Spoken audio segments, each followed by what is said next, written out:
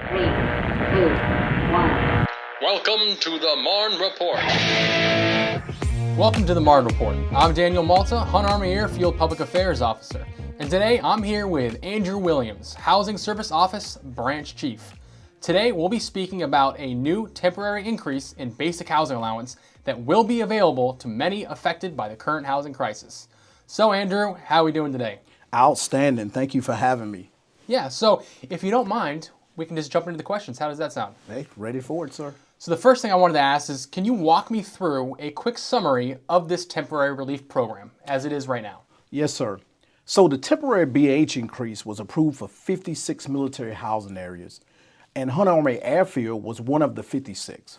So Hunter Army Airfield will receive a 10% BH rate increase across the board for every rank. Okay, and so just to give the audience a little bit of a background, I did pull some information from the interwebs, you know? So first of all, many might be wondering why this is happening, so let me outline the current housing crisis. According to Rent Cafe, across the Savannah metropolitan area, rent has been steadily rising during the post-COVID housing bubble. Between June 2020 and 2021, the average rent increased 11% to $1,200. Then, looking at July 2020, the Savannah Area Real Estate Association knew of 125 active rental listings in Effingham, Bryan, and Chatham counties. This year, there were only 60. So prices are going up and inventory is low, creating a difficult time for those who have PCS this summer. So, Mr. Williams, how exactly does this program work and how will it supplement our soldiers' BH rates? So the temporary BH increase would partially offset the increase in out-of-pocket costs for our service members. Again, the 10% increase would apply to every rank to include the with and without dependent rates. We're still awaiting the implementation instructions for service members to certify for the increase. And so we talked about, you mentioned the increase of 11% to $1,200. Well, this 10% would definitely help offset that cost being added to the BH.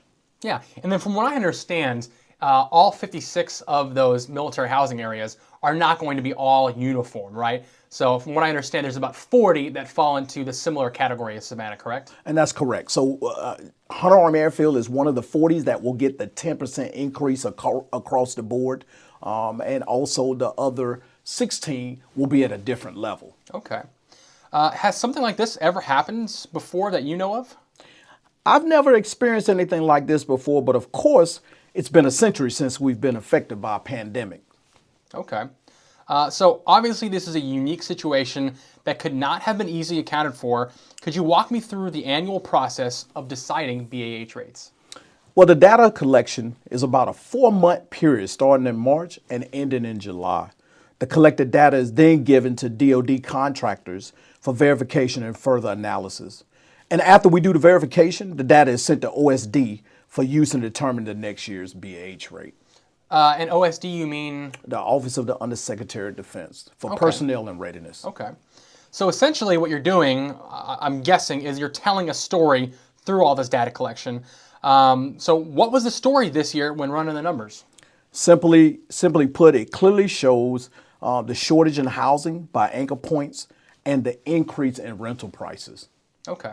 Now, when you start talking about anchor points, can you outline maybe some of the things that are considered anchor points? So there are 6 anchor points, and so the anchor points are like 1-bedroom, 2-bedroom, 2-bedroom apartment, duplex, 3-bedroom single-family home, and 4-bedroom single-family homes. So those are the properties in those anchor points that we go out and collect data for to see what the market rate is, what is the rental rate that's available during the BH data collection period. So that's what those anchor points are. Okay, and is this a consistent thing year by year? It is consistent. It's done annually. Okay. So at this time, do we know who qualifies and how soldiers apply? If not, who do they contact once this goes into effect? So right now, we don't know who qualify as of yet. But once it goes into effect, the point of contact will be the Hunter Finance Office, because if there's any paperwork that has to be submitted, it has to go through the finance channel. So that would be going through the Hunter Finance Office. So obviously this is a newly developing situation. So that's kind of why we're not at a point where we know all the specifics quite yet. That's right. Okay. That's right. So next year could be another crazy year. If next year looks crazy, is your office able to be proactive, or is the process pretty cut and dry? Well, what can be done in the future to make sure that this doesn't happen, every year?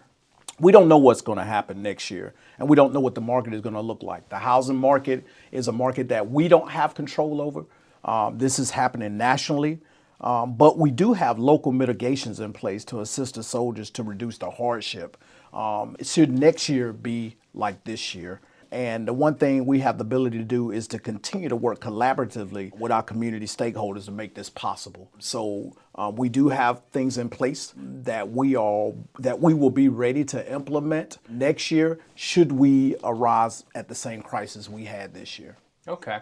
And so obviously Fort Stewart, Hunter Army Airfield, we're the same installation, but we are geographically separated. So this will not be affecting people at Fort Stewart. Can you expound a little bit on why this is really only affecting soldiers maybe stationed on Hunter Army Airfield? So there was data that was collected at OSD, and the BH data collection was also looked at as well. So based off the data and the qualifications at that level, Hunter Army Airfield met that 10% qualification that was above the BH rate as far as the rental was concerned. And so that's why they were chosen. So that's why any of the 56 military housing areas were chosen. So it's based off of criteria starting from 10% all the way up to 20%. Okay, so in short, while there might be some issues, in the community here in Fort Stewart, it's not to the same degree or level as seen in Savannah. That is correct. Okay. At this point, do you have any closing comments or anything that you think we missed that is important to kind of discuss or talk about in regards to this issue? The only thing is that just know that this is a national issue, that our leadership above is aware of that. We have been proactive here at Fort Stewart and Hunter Army Airfield at putting mitigations in place to help reduce the financial hardships that soldiers and their families could be going through. And so we will continue to do that. And so the BAH temporary increase really helps that along the way. Okay.